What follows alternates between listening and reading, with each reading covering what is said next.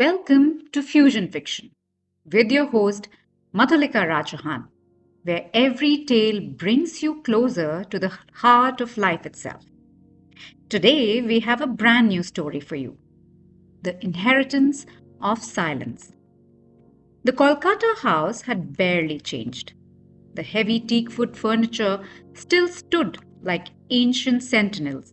The mosaic floors bore the same cracks Aryan had memorized as a child, and the air smelled of old paper, polish, and the faint lingering scent of Dunuchi smoke and fried hilsa.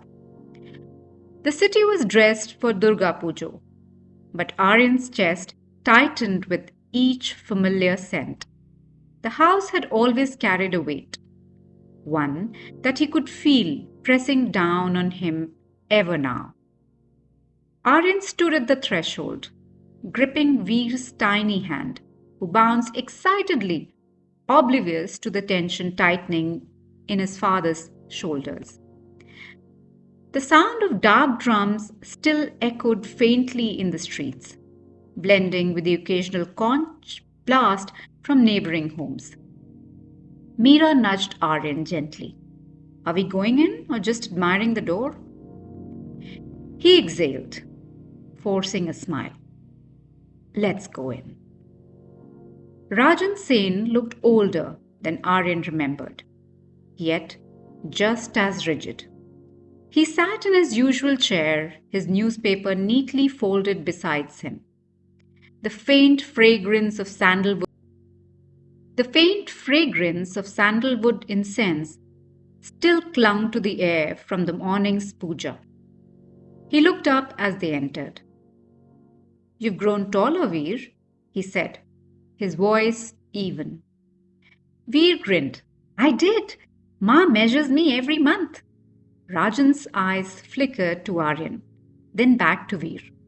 That's good. It was always like this. Simple, cordial, devoid of warmth. Meera stepped forward with a bright smile. Baba, it's good to see you. She handed him a box of sweets. Your favorite, Sondesh from Bolram Maulik. Rajan nodded, accepting the box with a polite, Thank you, Bama. Meera exchanged a glance with Aryan, sensing the stiffness in the air. She gave his hand a squeeze before following Veer, who was already running around towards the bookshelves, eager to see what treasures his grandfather might have for him. Sab bhalo? Bhalo. Aryan answered, looking in a general direction rather than looking at his father. He stepped into the bedroom, carrying the suitcase, surveying the area. His four-poster bed still there as he had left it, the plain white sheet neatly tucked in. The walls had been painted fresh, but the sepia pictures on the walls were still the same. Aryan heaved a heavy sigh as he sat on the edge of the bed, trying to dissuade the heaviness of being in the room. The room smelled faintly of camphor and age. Aryan watched Veer run his fingers over the ornate balustrade, marveling at the lion head carvings. In the room, which once belonged to Aryan's mother, Meera unpacked clothes while Aryan sat on the edge of the bed, lost in the memories he had long buried. His mother's laugh, her quiet defiance, the day she stopped speaking to Rajan, the day Aryan started mirroring that silence. Why do we have to come here? His question was directed at Meera, who was busy hanging the clothes in the almirah, unpacking the suitcases. You know we have discussed this several times. It's your home, Aryan. Used to be, Aryan answered, still staring at the pictures on the wall, where he stood next to his mother, holding her hand. Shatti, something happens to you when you enter this house. You change somehow. Meera put her arms lovingly around Aryan. You need to learn to relax. Aryan nodded silently, forcing a smile at Meera. That night, as Aryan lay awake, The memories came unbidden. His mother's voice, low but urgent, whispering behind closed doors. I'm fine, Aryan. Just go to sleep. But he had seen the way she wiped the corners of her eyes when she thought no one was looking, the way her hands trembled when she set down Rajan's evening cha, the way she never raised her voice, even when Rajan's grew sharp, precise, cutting. No bruises, no visible scars, but Aryan had always felt the weight of it, the silence that smothered the house, the tension that coiled around his mother's figure like an invisible chain, the way she had withered over time. She had left the world quietly, too, in a hospital bed that smelled of antiseptic and fading seuli flowers from the last puja she had attended. And Rajan had stood at her funeral, dry eyed and composed, nodding at well wishers as though acknowledging a business deal. Aryan had never forgiven him for that. A shifting beside him pulled him back. Meera, half awake, whispered, You're thinking about Ma, aren't you? Aryan swallowed. How do you always know? She reached for his hand in the dark. Because it's always the same. The next day, as Veer played in the study, Aryan found himself watching his father. Rajan sat with his back straight, nodding as Veer chatted about lions and books and school. Aryan had been that age once. He had sat there, desperate for his father's approval. He remembered the sting of correction whenever he got a fact wrong, the disapproving frown when he failed to meet expectations. Over the next few days, meals were shared, but not conversations. Veer became the unlikely bridge, chattering to his grandfather about toy trains and rhyming games. Rajan, to Aryan's surprise, responded, gruffly but without annoyance. One evening, Aryan caught his father adjusting Veer's blanket as he slept. It made something tremble inside him. In a rare moment alone, Aryan asked, Did you ever miss her? Rajan didn't look up. She made her choices. And you made yours, Aryan said, quieter than he meant to. Rajan's eyes met his. There was something unspoken there. Regret? Maybe, but the moment passed. You never read to me when I was a child, he said abruptly. Rajan didn't look up. Your mother used to. That's what you always say. There was a pause. Then Rajan set the book aside and finally met Aryan's gaze. Would it have made a difference? Rajan let out a bitter laugh. You never even tried to find out. Rajan's face remained unreadable. What do you want from me, Aryan?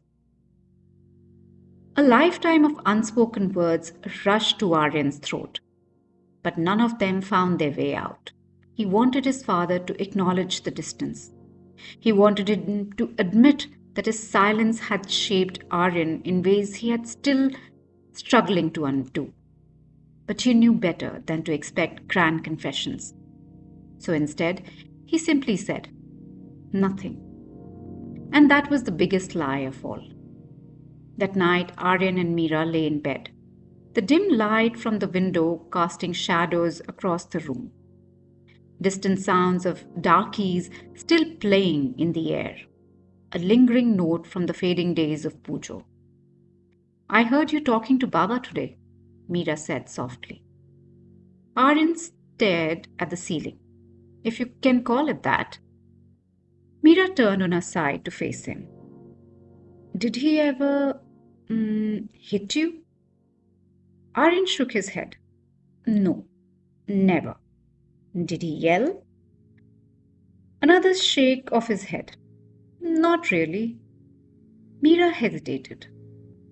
Then what was it? Aryan let out a slow breath. It was the silence. Mira's hand found his under the covers. You're breaking the cycle, Aryan. With Veer. I see it every day. Aryan closed his eyes. I hope so. As they stepped outside, the morning sun stretched over the old house, casting long shadows across the courtyard where their ancestors had once gathered for Sandur Khela, the echoes of their laughter long gone. Aryan adjusted Veer's jacket as the boy ran ahead, his boundless energy making his small feet slap against the pavement. Aryan, his father's voice called. He turned. Rajan stood on the veranda, his hand tucked behind his back in the same composed stance Aryan had always known. But there was something different in his face. A hesitation, a crack in the armor, perhaps. If you ever need anything.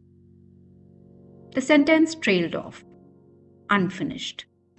The words sat between them like an offering too fragile to touch. Aryan looked at him for a long time. A year ago, a month ago, even yesterday, he might have ignored it. Let the words dissolve into the air, just as every half-hearted attempt at connection had in the past. But today, something had shifted. We ran to Rajan, clutching a broken toy. I'll fix it, Rajan said, taking it with a gentleness that startled Aryan. Thank you, Dadu, Veer beamed. Aryan paused in the doorway. Baba? Rajan turned. Aryan took a breath. We'll visit again. Maybe sooner this time? Take care, Baba, Aryan said, his voice quieter than he expected. He saw the flicker of something in Rajan's eyes. Gratitude? Surprise? He didn't know. Maybe Rajan didn't either. But he nodded. Just once. And for now, that was enough. As they left, Aryan looked back at the house on Shanti Road. It stood unchanged, yet something had shifted. Not much, just enough. Sometimes silence isn't broken, it's inherited. And sometimes, slowly, it's unlearned. With that, we come to an end to this episode. Let me know how you like this story. Share your thoughts with me on social media or write to me at madhulikarachauhan@gmail.com. I'd love to hear your stories too. Don't forget to subscribe to Fusion Fiction on YouTube and Spotify. Have fun until we meet again. This is Madhulika Ra Chauhan and you are listening to Fusion Fiction.